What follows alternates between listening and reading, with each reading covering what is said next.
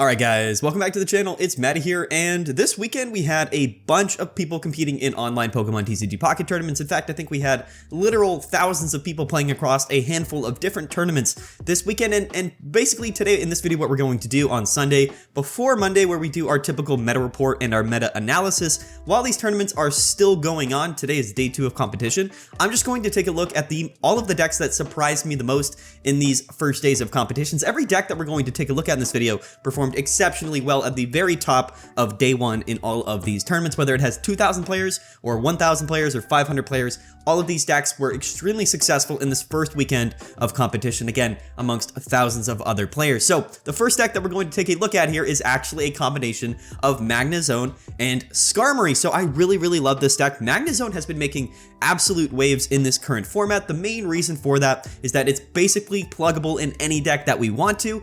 Magneton can accelerate those electric energies to itself, and yes, you can do that no matter what, if you're playing electric energies or not in your energy zone for that deck. It doesn't matter, you can still accelerate those energies with the Volt Charge to yourself and then evolve into Magnezone later and have those energies to attack for Thunder Blast, 111 damage. We also have 140 HP on Magnezone, which means with Giant Cape that brings us up to 160, and that is a very good number. Most Pokemon in the game are not able to KO us at 160 HP, but Magnezone, we kind of know about. It's been seeing play in Darkrai decks and in a variety of other decks, which we will take a look at in this video. I think that it's just really good. The meta right now, very heavily dominated by either Dark-type decks or Water-type decks with Palkia, Manaphy, and then everything else that we had previously to that. So Water decks are very strong. Magnezone, very good into those matchups, especially when you pair it with decks that have other forms of consistent damage modification.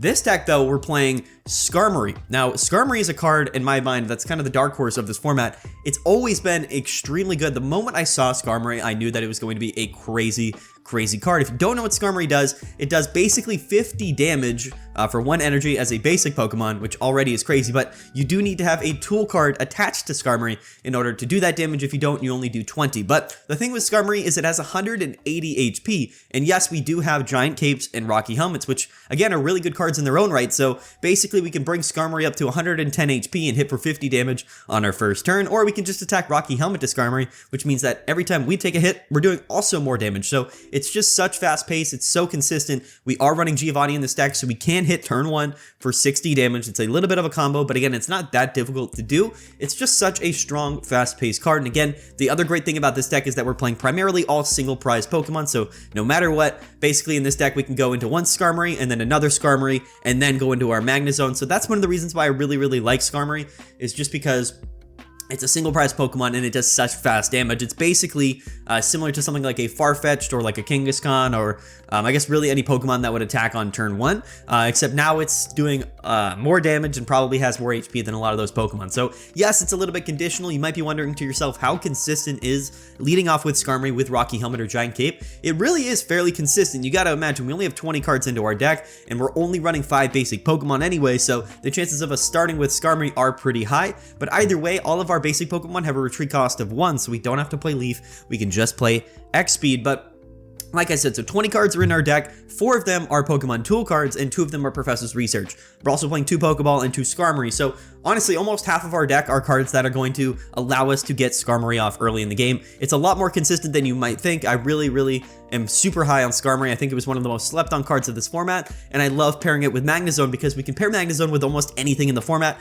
because it's completely self-sufficient in its setup. We're also playing 1 copy of Mew EX in here because, again, why not, right? In a scenario where maybe we go into an early Magnezone, we might have some additional turns here to attach energies, or if we just wanted to, instead of committing energies to a Skarmory, we could commit to Mew EX. It's just really good in most scenarios. I don't know how consistent it is to get Mew EX set up in this deck because, like I said, we don't really have any way to get energies onto it other than manually attaching.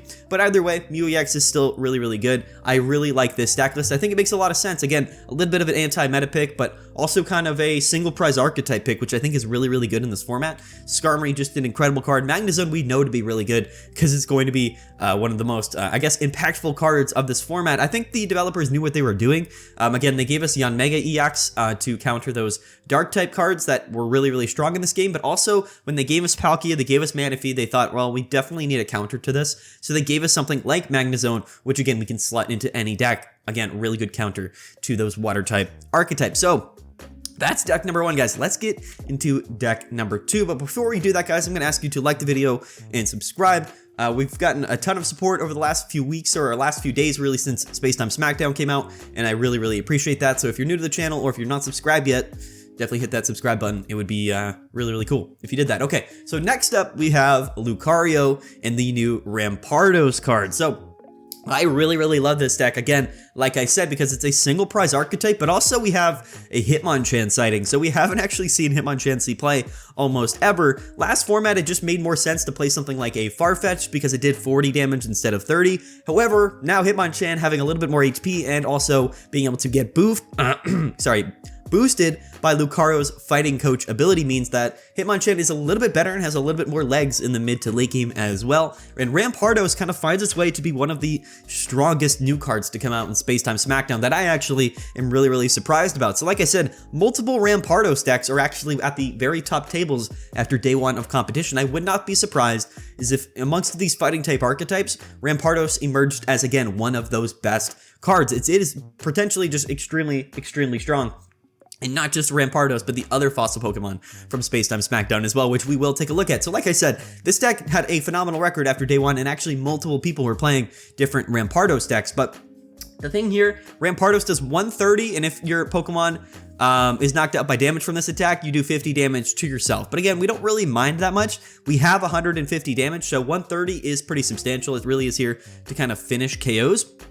But it's a single prize Pokemon, so even after we take a KO with Rampardos, we're not really that upset because we can go into a second one. It's very easy to set up. It's got only 1 energy in its attack cost, which is really, really phenomenal. Again, we can also attack with Lucario or Submarine Blow. That technically does 60 or 80 damage, basically, depending on how many Lucarios we have in play. And Hitmonchan, like I said, can literally hit for, 70 damage for 1 energy as a basic Pokemon once we get Lucario set up. So this deck seems a little bit more fast-paced, but its kind of ability to maintain pressure in the mid to late game is actually pretty substantial because, again, those boosts from Lucario's Fighting Coach are really, really good. Otherwise, it's a very strong, aggressive deck here. The other thing to keep in mind that the fossil decks are really unique in the sense that Skull Fossil or any fossil card when it's in your deck doesn't count as a basic Pokemon, which basically means when you start your match, you're guaranteed in Pocket to have at least 1 basic Pokemon in your hand because there's no mulligans, right? We know that.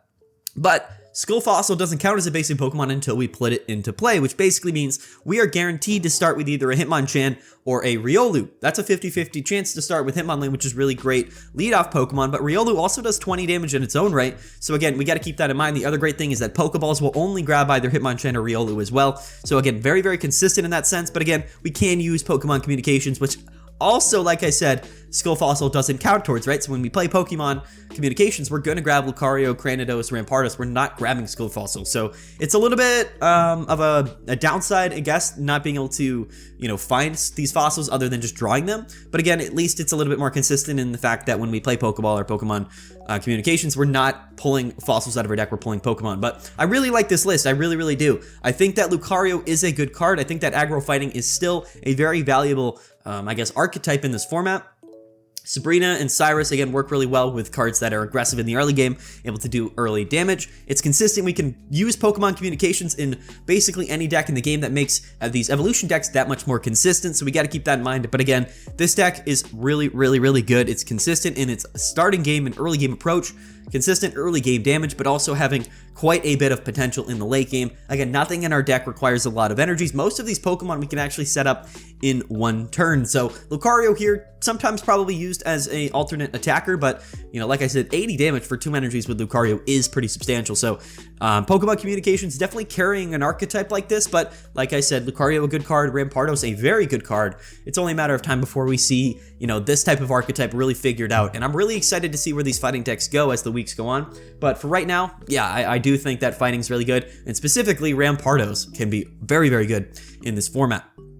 Okay, so next up, we're going to take a look at the next fossil Pokemon, and my boy Skarmory is back. Like I said, Skarmory is phenomenal. It had so many appearances at the very, very top tables of the first day of all these online tournaments this weekend. A lot of people were very successfully, piloting Skarmory decks, and this was actually one of my very favorite versions of Skarmory. I absolutely love this deck more than anything. So again, we're playing Bastiodon and Skarmory, and that's it. That's literally the deck here. We're not playing really any Pokemon in here. We are playing Armor Fossils with Sheldon Shieldon rather, Bastiodon, and Skarmory. But here's the thing, the only actual basic Pokemon in our deck here is Skarmory. So for this particular archetype, we are 100% guaranteed to lead off with a Skarmory in our active spot. And that is always extremely good. Also, considering the fact that we're running 2 Giant Capes and 2 Rocky Helmets means that basically getting 50 damage off on our first turn is very, very, very consistent in this particular deck, because like I said, we're just guaranteed to start with Skarmory. But the other cool thing about this deck here is that when we Pokeball, or this is a deck rather that we don't have to play 2 copies of Pokeball. This might be the only deck in Pokemon Pocket I have ever seen where we're playing only 1 copy of Pokeball. Let that set in. This is literally the only time I've ever seen that in any competitive deck. So I just thought that was super cool, super unique. But like I said, we're guaranteed to start with Skarmory. Bastiodon is actually a really, really broken Pokemon. It doesn't do that much damage, but with the guarded grill ability, basically when a Pokemon attacks us, we have the potential to reduce that damage coming to Bastiodon by 100 damage. So both Giant Cape and Rocky Helmet work very, very good with Bastiodon. It has 3 energy in its attack cost, but again, should be pretty easy to set up because, like I said, Skarmory only has 1 energy in its attack cost, and it's probably going to stick around for 2 to 3, maybe even 4 turns. We're also running 2 potions. We're also running Giovanni in this deck. Rocky Helmet, again, goes good with Bastiodon, because even if we reduce the damage being done to us with Guarded Grill, we still deal damage back if we have Rocky Helmet attached to Bastiodon. We also have 160 HP, which is, again, just outside that threshold of most Pokemon being able to KO us, at least for right now. I keep saying that 150 is kind of that sweet number because, you know, Palkia does 150 and a lot of other decks kind of hit for that much, but they might kind of start playing Giovanni. We'll have to see, but otherwise I would say 160 HP right now is extremely good, especially Giant Cape. Right, bringing us to 180. That is definitely extremely, extremely good here. But I just really love this deck. I think that it's aggressive. I think that it's overly consistent. Again, this deck can feel bad if we don't draw into our Armor Fossil. We are running 2 copies of it, but we can't search it out of our deck. So if we're not drawing Armor Fossil or Professor's Research, this deck can feel pretty rough. But again, we can start attaching energies to the Fossil and then Shieldon, so it doesn't necessarily matter. And like I said, we can go from one Skarmory into the other, and then our opponent still has to go through a Bastiodon. So that's really the idea with a deck like this. You would be very surprised how much, you know, damage and how many KOs even just your first Skarmory can get, especially if you draw into an early tool card. 50 damage every turn from turn 1 or 2 is absolutely really crazy. For example, like if we're going second and we're going against a Dialga, we basically KO that active Dialga no matter what before he's able to do anything to us. Basically on our 3rd turn, that Dialga is literally gone, and he will have gotten basically just 1 attack off to accelerate energies, and then by that time we probably have another Skarmory or another Bastiodon set up. So the pace of Skarmory really is that impressive. It's just such a cool card, and I actually think that Bastiodon is getting slept on, but I don't know how versatile of a card Bastiodon really is. But either way, I think that it goes really well with Skarmory, and in general, I just wanted to include this deck because it did extremely well at one of these tournaments. I think it went almost undefeated in like 8 or 9 games. But overall, I just think that it showcases how strong of a card Skarmory really is, because honestly, it's one of the best new cards from Space Time Smackdown. So I think we're going to see a lot more decks featuring Skarmory in the future. I would not be surprised. But overall, I also really loved the inclusion of Bastiodon. And it's cool that both of the fossil Pokemon from Space Time Smackdown have ended up being somewhat metagame and are actually going to be significantly strong in a variety of different scenarios, whether that's Bastiodon or Rampardos. I think they're both really good cards. So that's something that's really cool for this metagame. But let's move on to the next deck here, which is actually going to be a single Pachirisu deck. No, this is kind of a meme. Again, I'm not saying that a deck playing only Pachirisus is going to become like super metagame or anything, but again, we have to think here that we're guaranteed to start with Pachirisu, and we're nearly guaranteed to do 80 damage on our 2nd turn and every subsequent turn after that. So listen, we've seen Articuno, you know, the single Pokemon Articuno decks before, but this deck literally, I think, went like 8-1 in a tournament in the first day of competition, in literally I think a 1,000 player tournament or like a 2,000 player tournament. So it seems ridiculous. Like, I know this doesn't really make sense, but it doesn't really matter. Like in scenarios here where we get Giant Cape on Pachirisu or Rocky Helmet, and we just attack from our 2nd turn onward, doing 80 damage turn after turn after turn. We also have blue, we also have Giovanni, we have tons of River supporter cards. So in scenarios, maybe we're not playing against a deck that can one-hit KO us, we do have blue, we do have Giant Cape, we do have Potion, or against decks where maybe we can just rush down our opponent before they're really able to do anything. We have Giovanni, we have Sabrina, we have cards like Rocky Helmet as well. So it's a really interesting strategy. It would be a little bit disappointing to me if a deck like this ended up kind of dominating the format. But here's the thing. Other than like the different thing with Pachirisu and Pikachu is that Pikachu relies on your board state like to get powered up, right? You need those Pokemon on your bench to do full damage with Pikachu, but Pachirisu doesn't. So like, why are we running other Pokemon, right? You got to think about it that way. Like if Pikachu also didn't require you to have bench Pokemon, if it just did 90 damage on your second turn, we might have seen a deck like this far earlier than this Pachirisu deck, right? Because it just makes sense. Like, we don't really need anything other than that Pokemon. Our strategy in general anyway with Pikachu just relies on attacking with Pikachu on turn 2 for 90 damage. So why not just only do that, right? And just play a bunch of, tech cards and support cards that can help you achieve that outcome. So it's really, really interesting. I don't know how I feel about this deck. Again, playing 2 copies of Pokeball is funny when we can only ever use 1. But again, we do want to draw into that so that we can just pull our only other Pachirisu and start committing energies to it. But similar to Pikachu, Pachirisu EX is very strong if you are going second. That way you can be the first person to attack for 80 damage, and 80 times 2 is 160. That is putting us in range of KOing most Pokemon in the game. I think that the downside with Pachirisu here is that Skarmory decks probably really do enjoy fighting Pachirisu, but at the same time, really any single prize archetype is going to be tough because Pachirisu doing 80 damage can't KO a lot of even single prize Pokemon, and it would have to take 3 KOs to do so. So there are some matchups where Pachirisu EX would get completely walled, but other than that, I actually do think that this deck kind of makes sense. I don't think Pachirisu is a bad card. I just think a lot of people are a little more excited with a lot of the other cards that we've gotten from Space Time Smackdown, but that doesn't, again, mean that Pachirisu is bad to any degree. It just means that, people are probably choosing not to play it per se, but in this heavy water type format, we have Magnezone, so it does, we do have something at least other than Pachirisu that most people are probably going to play. But if you don't have that, and if you wanted to play Pachirisu, you certainly could, and it has proven itself. In fact, I think there was 2 different Pachirisu decks that made sort of top cut at these tournaments. So listen, don't sleep on a deck like this. I know it seems like a meme. I know it seems like a high roll deck, but it's actually a lot more consistent than you would think. This isn't like Articuno, where we're kind of relying on just drawing into Misties. Like, no, we're going to lead off with Pachirisu. We're running 5 different tool cards. The chances of us drawing into a tool card is pretty early on. So again, it's a very simple strategy, but it's not a luck-based strategy. It's literally just, hey, I'm going to hit you for 80 damage every turn from our second turn going forward. And if you can deal with that, good for you. But if you can't, I'm just going to win, and that's what Pachirisu really is kind of all about. So it's a really, really interesting deck. Honestly, I don't know what else to say about this, but let's take a look here at a pretty interesting Darkrai deck here that does just incorporate Druddigon and Greninja. So I was kind of expecting us to, probably move away from this Druddigon Greninja, kind of metagame that we had very heavily involved with the last format with Mythical Island.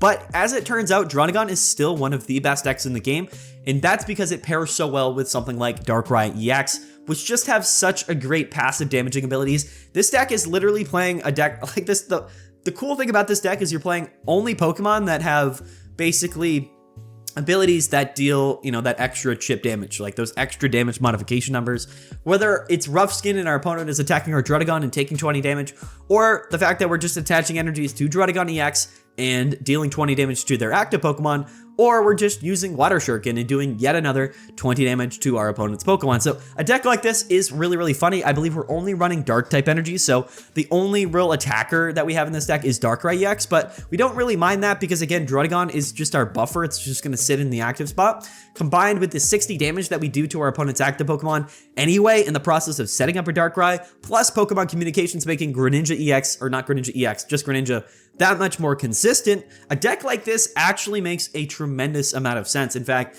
I know that we're seeing a lot of Magnezone right now and for Darkrai, and I do think that Magnezone and Darkrai might be like the best way to play Darkrai, at least at the moment, because there's so many water type decks. Again, tomorrow in our meta analysis and our meta report video, we're going to break down everything. So stay tuned for that. That's where we're going to get into all of the matchup spreads, all of the, the meta shares, all of the data, all of the statistics and the finalized standings. But again, this video, we're just taking a look at surprising deck lists. But so basically, maybe when the format kind of settles down and the Magnezone electric type options don't become maybe as strong in this metagame, this version of Darkrai EX might just become the best version of Darkrai, because again, it's just so consistent and it's so much damage. Like, there's really nothing you can do at some point, right, late in the game.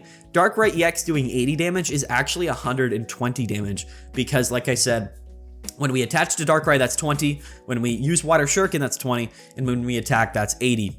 That's 120 damage. So late in the game, this deck has incredible legs. It's just so strong. We're not playing any tool cards here, but we could include some tool cards to bring up maybe like Giant Cape to bring Darkrai up to 160 HP to save us from getting Revenge KO'd. 120 is just really strong in a deck like this. And again, because Greninja and Aerodactyl provide value without us even needing to use them in terms of attacking, so we don't have to commit energies to any of those Pokemon, which means we can literally just focus on setting up our Darkrai, which makes the flow of the deck that much more consistent, but so much extra damage. It's just really such a ridiculous strategy here. I think that this could emerge literally as one of the strongest decks in the entire game.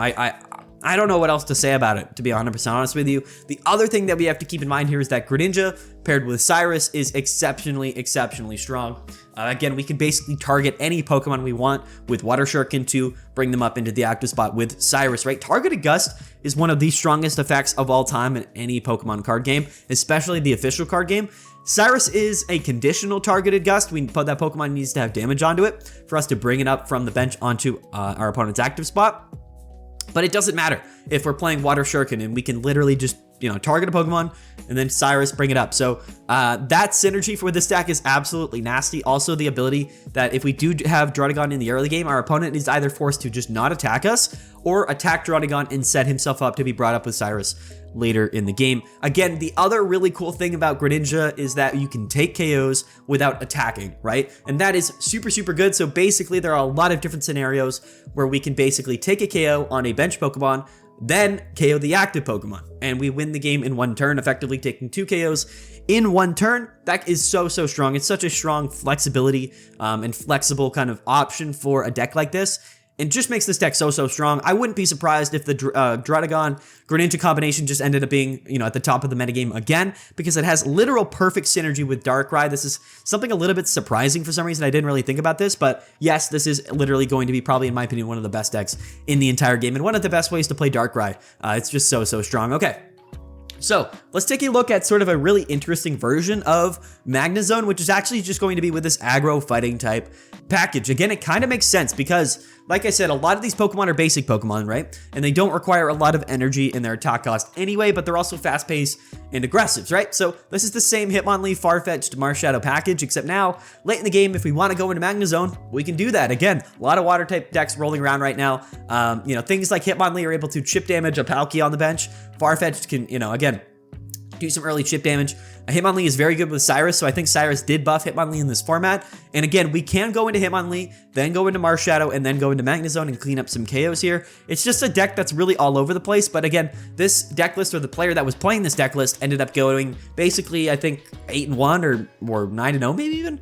Or 7-2, I forget. But very good record after the first day of competition, making it into top cut with a deck like this that, again, not many people expected. But with a card like Magnezone that is entirely self-sufficient, again, like I said earlier, we can plug this into literally any deck in the entire game. So why not plug it in to this aggro, aggressive fighting type package, which we already saw is one of the most effective packages in the entire game last format. And again, buffed now with the inclusion of Cyrus. Pokemon Communications as well, always a really good inclusion with Magnezone. So not much to really say about this deck. It's really unique to be able to hit Water-type Pokemon for weakness and those Dark-type Pokemon for weakness. Now, unfortunately, most of the Dark-type Pokemon in this format aren't weak to fighting, but things like Weezing and other Dark-type Pokemon are still weak to fighting, so it's not necessarily that much of a problem. But again, the other thing to keep in mind is Gyarados is still around, okay? They're still floating around here, so Hitmonlee able to snipe a Pokemon. Also, just putting pressure on the bench right now in this format is really good because there's a lot of Pokemon that are basically, kind of chilling on your opponent's bench. That's a kind of big part of this format here. So we got to also just kind of keep that in mind. Hitmonlee is just a really good card. I would expect it to actually see even more play as time goes on in this format. I know it's not like a new card, but it's just really, really good. It goes so well with Cyrus. I just wouldn't be surprised if it ended up kind of at the top or the, upper levels of, this particular format right now. But man, I'm just so excited because tomorrow when we do our official meta analysis and we break down all of the data, all of the win rates, all of the meta shares and everything, we're going to provide as much insight as I possibly can on that data. And we're going to inform you guys as to what the metagame looks like, what the best decks are to play. And then on Tuesday, we'll make a tier list. It'll be our first official tier list of the best decks in Pokemon TCG Pocket of this new format. So stay tuned because I'm super excited to do that as well. But lastly, let's take a look at the last deck here, which is going to be Aerodactyl EX. So again, a deck that I still think has a lot of value. Primeval Law, this ability on Aerodactyl is still exceptionally strong. I think that Aerodactyl is actually one of the best partners for Lucario, right? The Primeval Law ability is strong in its own right, but we have 140 HP with Giant Cape that brings us to 160, and with the Fighting Coach ability, we can do either 100 or 120 damage with Land Crush for only 2 energy. So I think Aerodactyl is exceptionally good in this format. That's my opinion. I think it's super, super strong. One of my favorite new cards, or not new cards, but one of my favorite old cards to play in this format. I think that it's going to be exceptionally strong. In this deck, we're pairing it, yes, with Lucario, but we're pairing it with Hitmonchan and Marshadow. Again, most people are going to move to Hitmonchan because it gets buffed from Fighting Coach, can be a valuable option late in the game, but also Marshadow with Lucario is also so good. So the trainer cards in this deck are a little bit interesting, playing 1 Rocky Helmet, 1 Giant Cape, 2 Leaf, 1 Cyrus, 1 Sabrina. I would maybe like to cut something from the deck here to maybe add an additional Hitmonchan. I think we could do something like that. Again, the upside to Aerodactyl is that it doesn't really matter with Pokeballs. It's not making your deck any less consistent. But again, the difficulty I think with finding decks is that there's so many good cards right now, and we're a little bit hard pressed for space in deck lists, right? We can only play 20 cards in our deck, and that can be a little bit complicated. So there's a lot of different cards that we would like to play. Again, you could play Pokemon Communications, you could play Giovanni. There's a lot of different cards basically, and we don't know what the best iterations of a lot of these archetypes are and what cards we should be playing in certain decks. But for right now, I think we can kind of say it's safe to assume that fighting is still going to be good. It's still very consistent. I think Lucario made a lot of these fighting decks even better, but again, we'll have to see how the meta develops, and we're going to take a look at that tomorrow on our first Meta Monday of the format. I am so excited. It's going to be so much fun, and if you'd like to hear me rabble and just talk and ramble all day basically about these decks, I think that's going to be a great video for you guys to watch. But anyway, we're going to wrap up this one. I hope you guys enjoyed. Don't forget to like the video and subscribe. These were basically more new exciting decks that are kind of the top decks, at least right now, decks that are performing better than any other decks in the format. And there's a lot of them. The format right now is very, very spread out. There's a lot more decks that are extremely good than you might think. I think as the weeks go on, we'll get a better understanding maybe of kind of what the real best decks are, but the options and the possibilities right now are incredibly wide. There are so many decks that are possibly really, really, really good. And it makes the format that much more exciting and that much more, fun to play, right? Because we can kind of express our creativity in the way that we build decks, but also what it does is it makes choosing the right deck that much more important, which is why, maybe watching my videos could possibly help you. So, you know what? That's what we're going to leave off with here, guys. Thanks so much for watching. Have a good one. Peace out. Like and subscribe. See you guys next time. Later.